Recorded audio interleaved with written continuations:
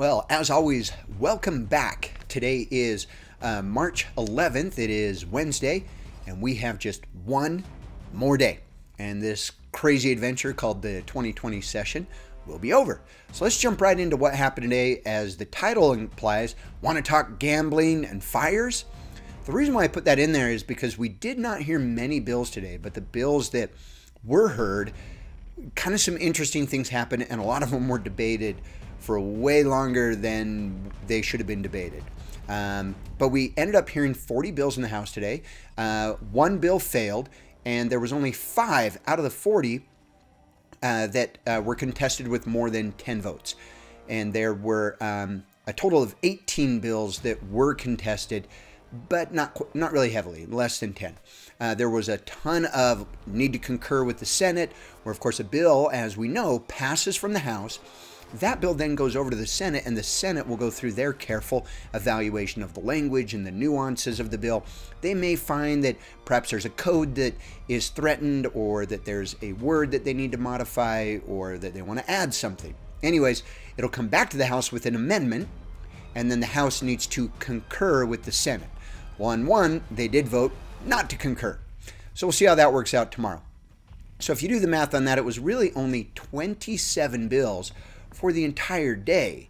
And to put that into perspective, we saw bills that in 2 hours, or days, pardon me, in 2-3 hours, they were getting through 30, 35 bills. So kind of a slow day. The morning session, 17 bills, we had 2 circled and 7 were opposed. And there were 4 that were opposed with more than 10 votes. So most of the action happened in the morning. The first one that got opposed was SB 81, and this is Motion Picture Incentive Amendments. 21 people did not like this bill, but it did pass. And this was going to remove the cap on cash rebate incentives allowed for any one motion pictures. Currently, there's a limit per picture. This would remove it. Again, the argument was being made that this will help rural Utah and other parts of the state to really welcome more motion pictures to the state. SB 153 was Business Payroll Practices Amendment. This one got a few more negative votes at 25. Now let's look at this one. Kind of some interesting things. It would be imposing, if it gets through the Senate, it is through, my bad. It's going to be imposing fines, long day, of $2,000 to $4,000 per offense, per citation for contractors, electricians, plumbers that are not doing their payroll correctly. What does this really mean? It's really going after contractors that may be hiring individuals and then paying them either cash out of pocket. Maybe this is illegal workers. We don't know. The gamut is really open, but they're not doing their payroll taxes and tracking it equally. So I like some of the explanation on this one, where ultimately hiring illegally is way worse for small companies, because what ends up happening is those companies are trying to play by the rules, where if their competitor is not, it becomes almost impossible to be able to accurately compete. So that's kind of what happened on that one. We had SB 162, and this was Educational Financial Aid for Students with a Criminal Record. This one slid through with 22 opposed. So look at this one. So we have students, they have a criminal record, and now they would still want to be able to apply for specific assistance and financial aid as they move out of high school. And so this would be removing those restrictions. Now, we had some people up there. Representative Siege Miller was a little bit nervous. Does this apply to heinous crimes? We were assured no, it doesn't. And can it be a factor to consider the criminal record? So let's say that you've got candidates that have applied for this, and 8 of them, no criminal record, 2 of them, they do. Could that be part of the process? We didn't really get a great answer on that one either. The argument was really, if we can get these youth more education, it will help with recidivism or repeat offenders. And so these have a few requirements for them, and it's really going to help them as they prepare and move forward. My stance on this is it's a good bill. The reality is if they were found guilty and they paid their debt to society, then they should be forgiven by society. They should have that second chance. Now, in the event, to answer Representative Siege Miller's question, if they did something heinous, then that crime should be carried with them, so that in the future people know, I am associating with someone who's done something fairly heinous according to the statutes of our community. The last one was SB 104, Local Education Levy State Guarantee Amendments. This had 14 opposed, all Democrats, so really the only partisan vote we had. The afternoon session, very strange. We thought it was going to kick back off at 2 o'clock, but it didn't. So waiting. Finally around 3 o'clock it started back up, and it went till about 4 o'clock. In that time we heard 2 bills, and one of them was contested, but really nothing that big. The interesting thing here is a bill you've probably heard about, and that was SJR 95. And this is, once again, a proposal to amend the Utah Constitution. I don't know what gives with this particular legislative session that we feel like it's a great thing to keep amending our Constitution. But here they were again. 5 people opposed it, and this would be a proposal to support children with disabilities, which the state currently does, but to do that through the education fund. And a lot of that was, well, let's just keep pulling money out of the education fund, freeing up money over in the general fund. But after a lot of discussion of about an hour, it flew through as well with only 5 opposed.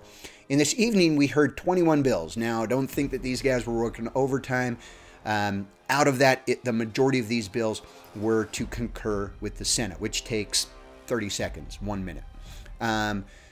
We did have a few of the bills that came through that one was opposed with more than 10 votes, and one actually failed. So let's get into the one that was